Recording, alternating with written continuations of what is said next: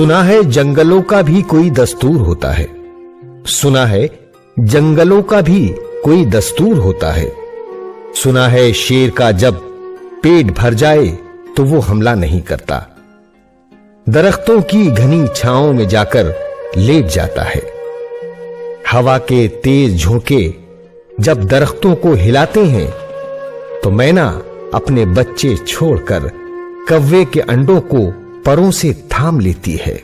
सुना है घोंसले से कोई बच्चा गिर पड़े तो सारा जंगल जाग जाता है।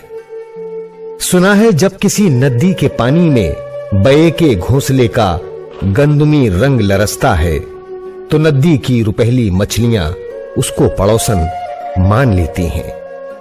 कभी तूफान आ जाए, कोई पुल टूट जाए तो किसी लकड़ी के तख्ते पर गिलहरी, सांप, बकरी और चीता साथ होते हैं। सुना है जंगलों का भी कोई दस्तूर होता है।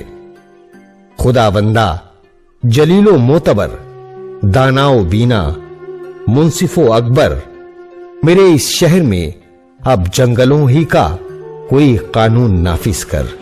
मेरे इस शहर में अब जंगलों ही का कोई कानून नाफिज कर। सुना है जंगलों का भी कोई दस्तूर होता है।